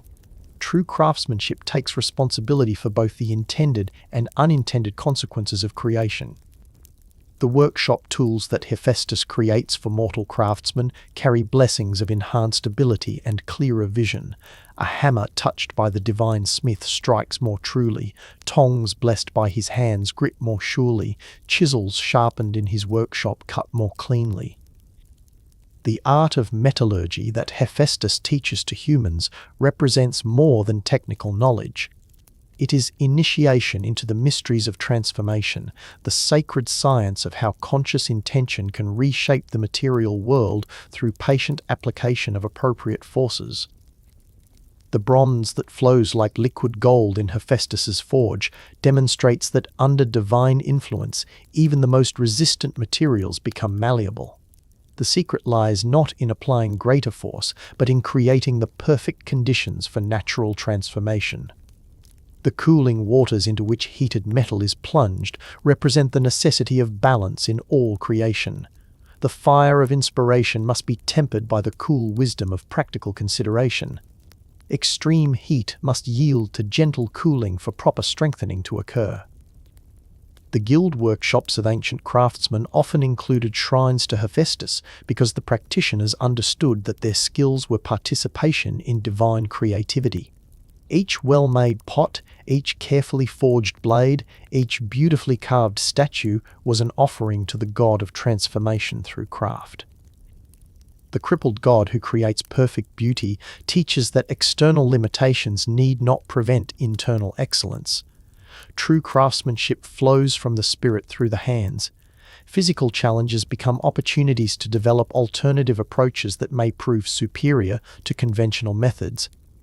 The fire that burns eternally in Hephaestus's forge represents the indestructible creative impulse that exists within all conscious beings. This flame can be banked or neglected, but never completely extinguished. It waits patiently for the breath of inspiration to fan it back into full brightness. As Hephaestus settles into his eternal work of creating objects of divine beauty and perfect function, as his presence ensures that the skills of transformation and craftsmanship will always be available to conscious beings, we can rest in the knowledge that creativity has a divine guardian. Under his protection, every sincere effort to create something beautiful and useful becomes a form of worship. Every patient refinement of skill becomes a spiritual practice. Every object made with love and attention becomes a vessel for divine presence in the material world. The forge fires burn steadily now as Hephaestus returns to his eternal work. From across the sacred mountain, 3 more divine figures approach together, each bringing their own unique gifts to complete the Olympian council. Through the gathering twilight of Olympus, 3 final divine figures approach together. They come not as a group bound by similar natures, but as complementary forces whose combined presence completes the sacred circle of divine consciousness. Each carries within themselves a different key to the mystery of existence fully lived. Dionysus arrives first, and his presence immediately transforms the atmosphere around him. This is the god of wine and ecstasy, of divine madness and sacred intoxication. But to understand Dionysus truly, we must look beyond these surface manifestations to the deeper truth they represent. Dionysus embodies the principle that consciousness must sometimes dissolve its rigid boundaries to discover new possibilities. His gift is not chaos, but the kind of controlled dissolution that allows fixed patterns to melt and reform in more beautiful configurations. The wine that flows from Dionysus's sacred vineyards is not mere fermented grape juice, but liquid transformation. Each drop contains the power to soften the hard edges of ego, to open the heart to experiences that sober consciousness might reject as impossible or inappropriate. Dionysus's followers, the Maenads, dance through sacred groves with movements that seem to bypass rational control entirely. Their ecstatic movements represent consciousness discovering the joy of surrendering to rhythms larger than individual will, deeper than personal preference. The ivy that crowns Dionysus's brow grows wild and untamed, finding its way through the smallest cracks in even the most solid structures. This ivy teaches us that divine life force cannot be permanently contained by any system, no matter how carefully constructed.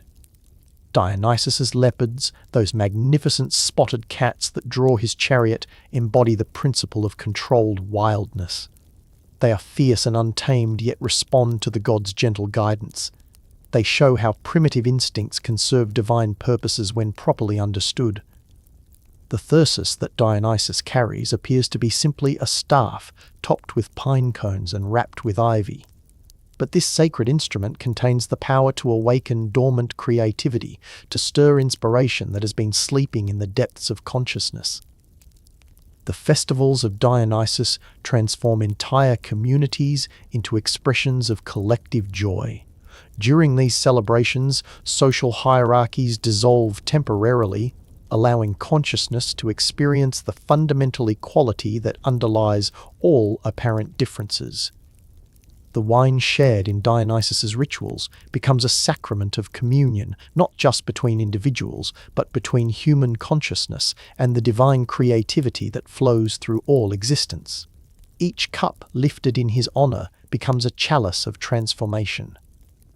Now Demeter approaches from the fertile plains that surround Olympus. She is the goddess of grain and harvest, of the patient cultivation that transforms wild seeds into nourishing abundance. Her presence brings the deep stability of one who understands the sacred rhythms of growth and rest.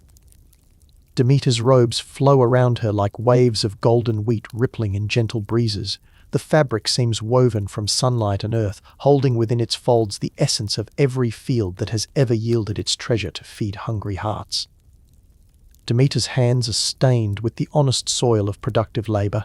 These are hands that have planted countless seeds, tended endless rows of growing plants, gathered harvests under moons both full and new. They speak of dedication to the long processes that sustain life. The sheaves of wheat that Demeter carries are not symbols, but actual vessels of divine nourishment. Each grain holds within itself the compressed sunlight and earth energy that will become bread, become life, become the physical foundation for conscious existence. Demeter's crown is woven from stalks of barley and ears of corn, adorned with poppies whose red petals remind all who see them that even the most productive consciousness must sometimes rest, must sometimes sink into the regenerative darkness of winter sleep. The torch that Demeter bears burns with steady flame that never flickers or fails. This is the light of patient dedication, the illumination that comes from understanding that true abundance requires consistent attention to natural cycles rather than forced growth. Demeter's sorrow during Persephone's absence from the upper world represents the grief that consciousness experiences when separated from its own creative potential. Her joy at her daughter's return shows the celebration that occurs when creative energy reunites with its source. The mystery schools of Demeter at Eleusis taught initiates that death and birth are not opposites but phases in an eternal cycle of transformation. The grain that appears to die in the earth actually surrenders its form to become something greater, more nourishing, more alive. Finally, Hermes approaches with the fluid grace of quicksilver and wind. He is the messenger of the gods, the guide between worlds, the divine translator who makes communication possible between different levels of consciousness. Hermes moves with a lightness that seems to defy the usual laws of physical existence. His winged sandals carry him not just through space, but through dimensions, allowing him to travel instantly between the heights of Olympus and the depths of the underworld. The caduceus that Hermes carries is not merely a staff, but a living symbol of the principle that apparent opposites can be reconciled through understanding. The two serpents that spiral around it represent the different forces that must be balanced for communication to flow clearly. Hermes' role as guide for souls making the transition from life to death reveals his function as the divine consciousness that helps awareness navigate between different states of being. He ensures that no transition need be made in fear or confusion. The messages that Hermes carries between gods and mortals are not mere information but invitations to expand consciousness. Each divine communication offers the possibility of seeing existence from a broader, more inclusive perspective. Hermes' clever wit and love of intellectual games represent the joy that consciousness takes in its own flexibility and adaptability. His tricks and pranks are not malicious, but playful celebrations of the mind's ability to perceive multiple layers of meaning simultaneously. The boundaries between different realms of existence become permeable in Hermes' presence. What seemed separate and distinct reveals itself as different aspects of the single, unified field of consciousness, exploring its own infinite possibilities. The theft of Apollo's cattle by the infant Hermes represents the principle that divine wisdom must sometimes challenge established patterns and authorities. True intelligence questions everything, even the pronouncements of other gods. The invention of the lyre from a tortoise shell shows how Hermes transforms whatever he encounters into instruments of greater beauty and harmony. His creativity does not destroy what exists, but reveals its hidden potential for more elegant expression. The commerce that Hermes protects and guides operates on principles of fair exchange that honor the divine worth of all participants. Trade becomes a form of communion when conducted with the honesty and mutual respect that the messenger god requires. Together, these three gods, Dionysus, Demeter, and Hermes, complete the divine spectrum of consciousness fully embodied. Dionysus brings the ecstasy of boundaries dissolved. Demeter provides the stability of patient cultivation. Hermes offers the flexibility of communication and adaptation. Their combined presence ensures that consciousness will always have access to transformation, sustenance, and the ability to navigate between different states of awareness. They are the divine guarantee that existence will remain forever alive with possibility, forever nourishing, forever capable of new discoveries. As these three settle into their eternal service to the needs of consciousness, as their diverse gifts weave together into a tapestry of divine support for all forms of awakening, the sacred mountain grows quiet. The 12 great gods of Olympus have gathered in their eternal council. Now the 12 great gods of Olympus have gathered in their eternal council. Zeus sits upon his throne of crystallized lightning, his presence anchoring all the others in perfect cosmic order. Around him, the divine family arranges itself according to principles deeper than mere protocol or preference. The sacred mountain itself responds to their complete assembly. Olympus pulses with a harmony so profound that the very stones begin to sing, their crystalline structure resonating with frequencies that existed before sound itself was born from the void. Hera takes her place at Zeus's right hand, her dignity completing his authority. Together they embody the principle that true power serves not itself but the harmony of the whole. Their eternal partnership provides the stable foundation from which all other divine activities can unfold. Athena positions herself where she can observe all proceedings with perfect clarity. Her grey eyes track the subtle interplay of divine personalities, her wisdom ready to offer guidance when complex situations require the precision of absolute understanding to navigate successfully. Poseidon's presence brings the flowing energy of emotion and intuition into the divine assembly. His trident rests beside his throne, its three prongs catching and reflecting the light of collective divine consciousness gathered in sacred communion. Artemis stands slightly apart, as is her nature, yet her independence strengthens rather than weakens the divine unity. Her silver radiance provides counterpoint to Apollo's golden warmth, demonstrating how apparent opposites can enhance rather than diminish each other. Apollo's lyre continues to hum softly with melodies that arise spontaneously from the harmonious gathering of divine consciousness. His music weaves through the assembly like golden thread, connecting each god to every other in symphonic unity. Aphrodite's presence ensures that the relationships between the gods remain infused with genuine affection and appreciation. Her beauty softens potential conflicts. Her love transforms disagreements into opportunities for deeper understanding and more complete harmony. Hephaestus brings to the assembly the grounded wisdom of one who transforms possibility into reality through patient skill. His understanding of process and timing provides practical guidance for implementing the divine will in the material world. Demeter's maternal presence nurtures the divine family itself, ensuring that their relationships remain fertile and productive. Her understanding of natural cycles helps the gods pace their activities according to cosmic rhythms rather than forcing outcomes through impatience. Dionysus brings the energy of creative transformation, reminding the assembly that divine consciousness must remain flexible, willing to dissolve old patterns when new beauty seeks to emerge through change and apparent chaos. Hermes weaves between all the others like living communication itself, ensuring that each god's unique perspective enriches rather than conflicts with the others. His messages carry not just information, but the deeper understanding that makes true communion possible. The harmony that emerges from their gathering is not uniformity, but symphony. Each divine voice maintains its unique qualities while contributing to a collective music more beautiful than any individual god could create alone. Zeus's thunderbolts rest quietly in their celestial scabbards, no longer needed to enforce order because order has become the natural expression of divine consciousness operating in perfect cooperation with itself. Hera's peacocks spread their magnificent tails in displays that celebrate not vanity, but the joy of beauty recognized and appreciated by beings capable of true aesthetic understanding. Poseidon's earthquakes become gentle, rhythmic pulses that massage the earth with loving energy, helping the planet itself align with the harmonious vibrations flowing from the divine assembly.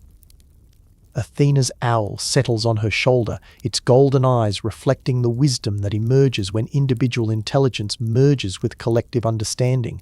The bird's silent presence reminds all that true knowledge reveals itself in stillness. Artemis's deer graze peacefully in the sacred groves surrounding Olympus, their alert grace embodying the awareness that remains wild and free, yet chooses to dwell in proximity to divine wisdom. Apollo's swans glide across the celestial lakes that reflect the stars, their graceful movements tracing patterns that teach consciousness about the beauty of surrender to natural rhythms and cosmic harmonies. Aphrodite's doves nest in the rose gardens where every bloom contains a different lesson about love's infinite capacity to express itself through beauty. Their gentle cooing provides a constant background of contentment and peace. Hephaestus's forge fires burn with steady warmth that no longer needs to rage because the divine family has learned to appreciate the patient transformation that creates lasting beauty rather than demanding immediate results. Demeter's wheat fields extend beyond the horizon, golden waves of nourishment that represent consciousness itself in its most generous and life-sustaining expression. The grain ripens without haste, trusting the ancient wisdom of natural timing. Dionysus's grapevines climb the columns of the divine palaces, their fruit growing heavy with juice that contains not intoxication but integration, the sweet surrender of separation into unity with the whole of existence. Hermes's winged sandals rest beside his throne, no longer needed for urgent travel because all communication has become instantaneous when consciousness achieves perfect transparency with itself. The conversations that flow between the assembled gods are not debates or negotiations, but explorations of truth from multiple perspectives. Each divine viewpoint illuminates different facets of the same ultimate reality. Zeus's voice, when he speaks, carries the authority of one who has learned that true kinship serves the highest good of all subjects. His words create rather than command, inspire rather than compel, invite rather than demand. Hera's responses reveal the dignity of one who has discovered that authentic commitment enhances rather than limits freedom. Her faithfulness becomes a celebration of choice, consciously made and constantly renewed. Athena's contributions to divine discourse demonstrate wisdom that has transcended the need to prove itself. Her understanding flows forth naturally, like light from a lamp that burns without consuming its oil. Poseidon's emotional depths add resonance to every divine deliberation.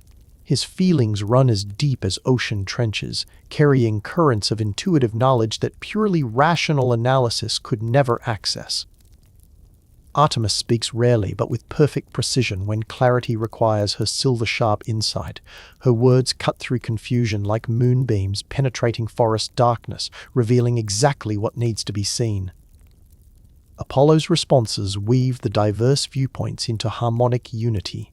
His gift for synthesis creates understanding that honors each perspective while revealing the underlying pattern that connects them all.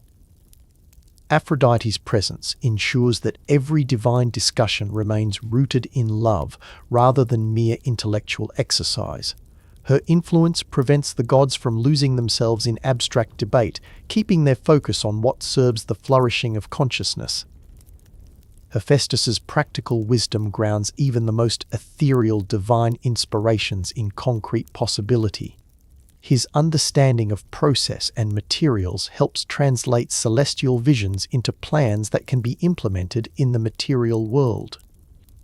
Demeter's maternal perspective brings patience to divine deliberations, reminding the assembly that the most important changes happen slowly, naturally, according to rhythms that cannot be forced without destroying the very outcomes they seek to achieve.